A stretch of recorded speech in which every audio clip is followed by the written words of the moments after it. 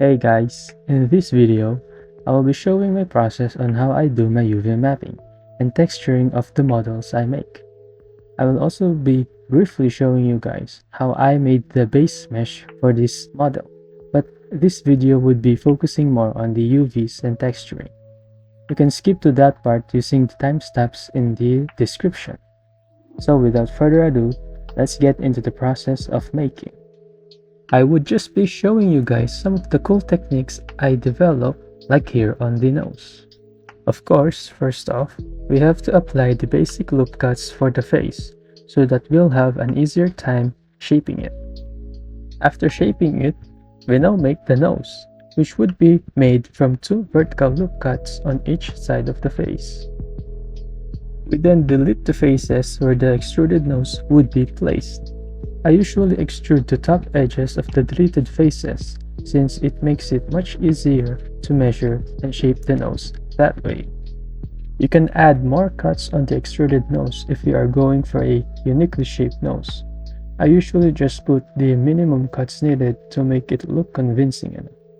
After that, it is just about stitching the vertices. The model should end up looking something like this. Like the nose, the ears are made from a loop cut applied from either sides of the face. Instead of deleting the faces, we just simply extrude it. Now, depending on how you want the ears to look, you can easily shape it to how you intended it to look. In my case, I just wanted it to look like human ears, so I just added a triangle shape above the extruded ear, which made it look like it.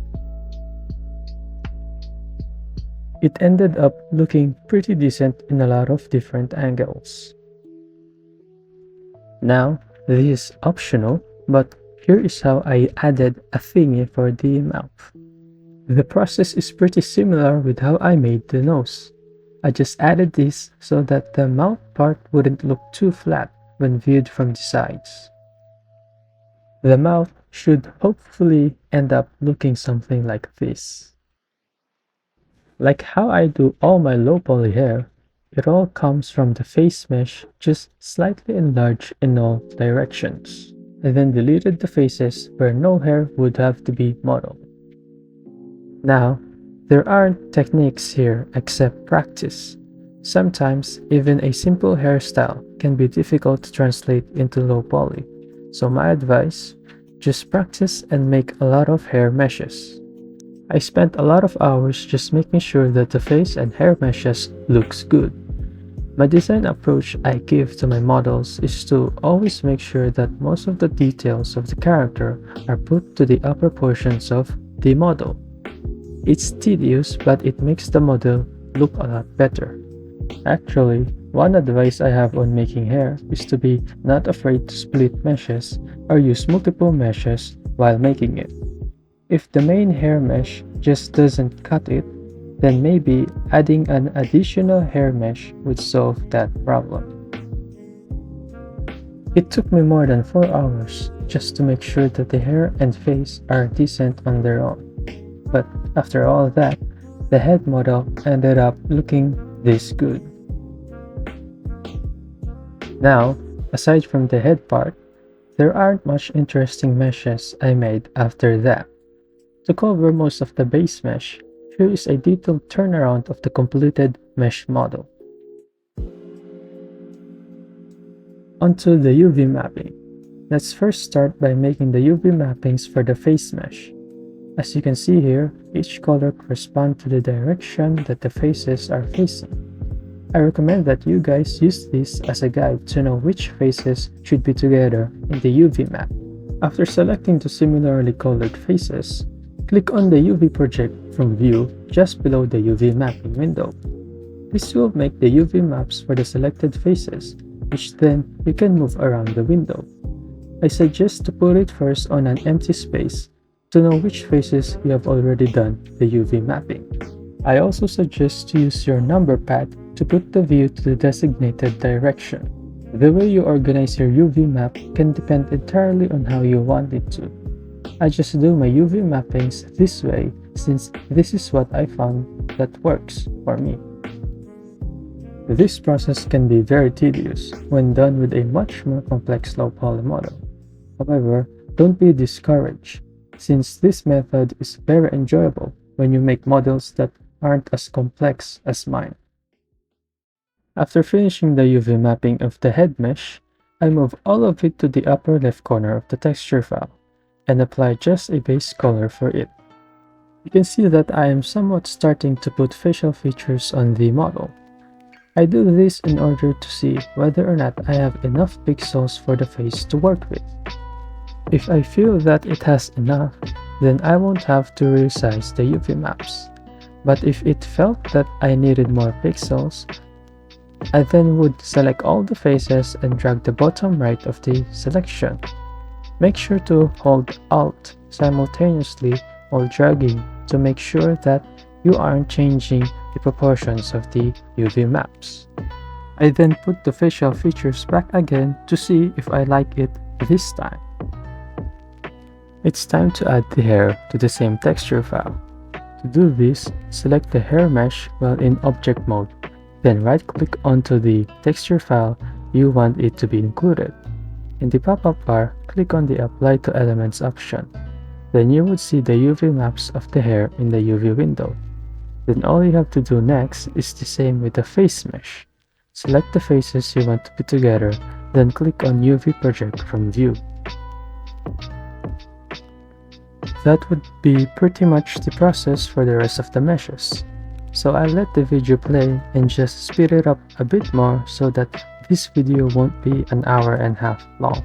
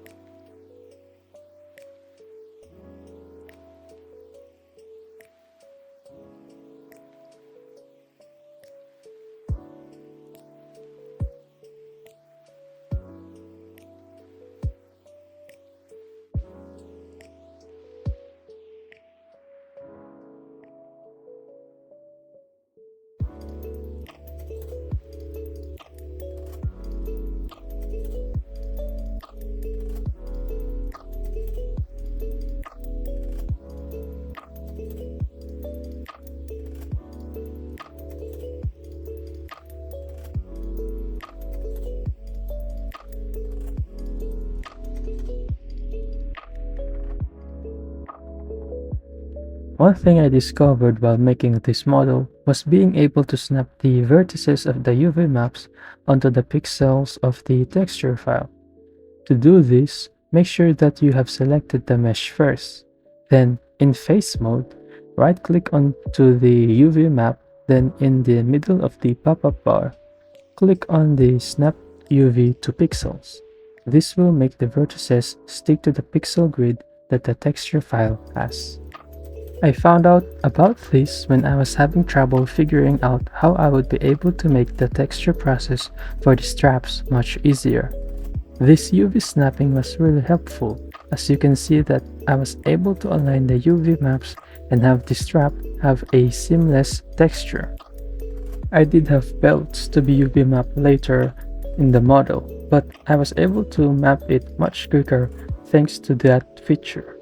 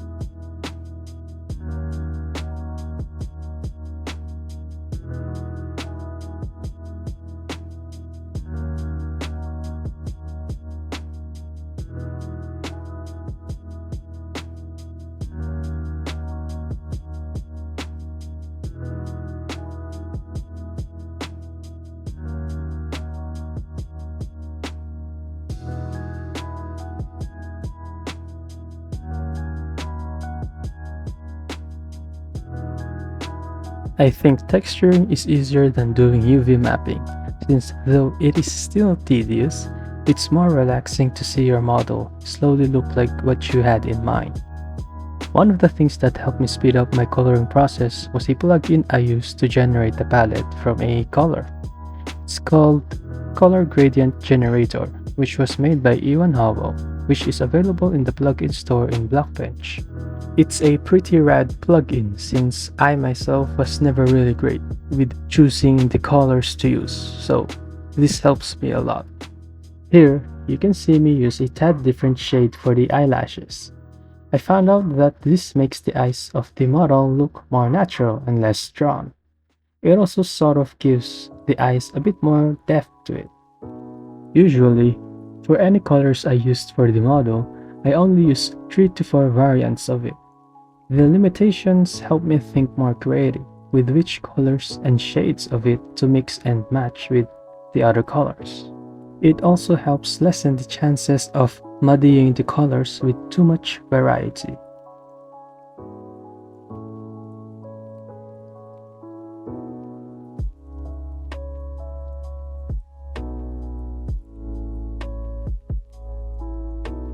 Putting some dots or lines of highlights can help make your models look better. Also, use the mirror tool. It saves you up so much time from redrawing the opposite side of the model. From this point on, I was slowly figuring out how I would be texturing it in a way that I would be able to make it look like Clove. So, a lot of testing and redrawing happened throughout this process.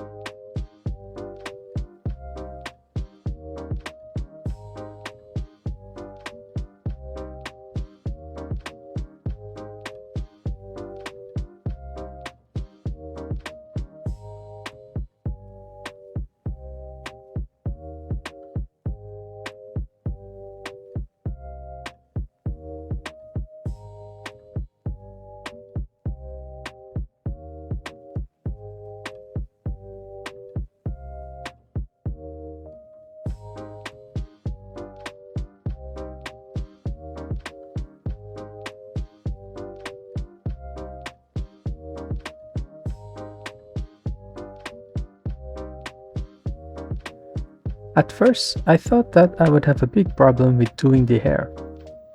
Initially, there was, but I was able to solve it by just grouping the main faces near each other.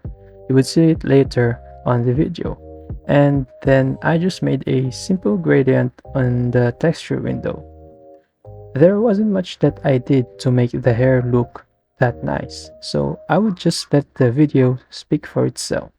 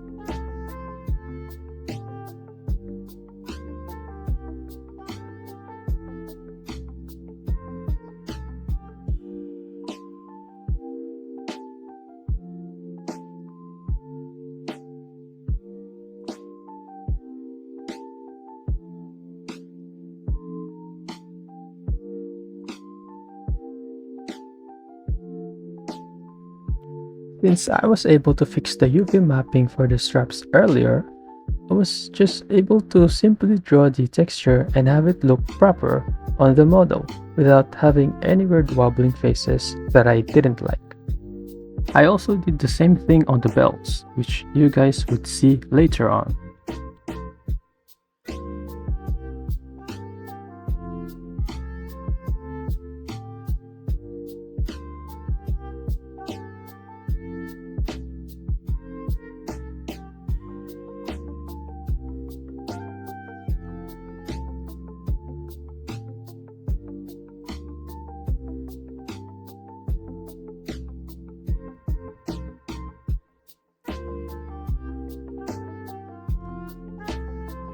I also used a gradient for the jacket since you can notice that in the design references. At this point, it is just about matching the design and making it work.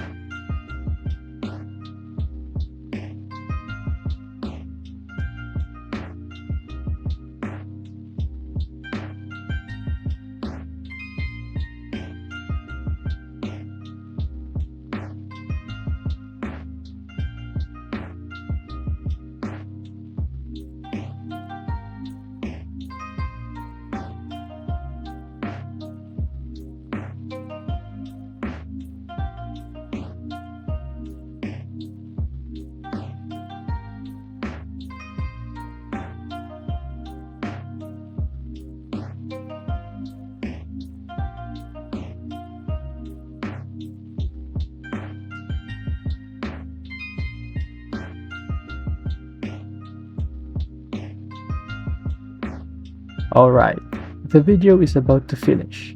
I want to show more of the process, but if I were to do so, the video would literally be 2 hours long. I had to cut some of the more uninteresting parts, but hopefully the video was able to show most of what you guys want to see from my process. Also, a quick update. We are about to reach 2,000 subscribers. I don't know yet how we would celebrate it, but for now, I want to thank you guys for staying with the channel for this long. I really appreciate it more than I can say. And without further ado, here is the complete model for this video. From what I can see, I think the model turned out better than I had in mind. I did some quick animations for it to look a bit better. Let me know what you guys think in the comment section. Also, an update with my commissions. I'm still open and accepting it. I still have a good couple of weeks to make models, so message me guys in Twitter if you guys are interested.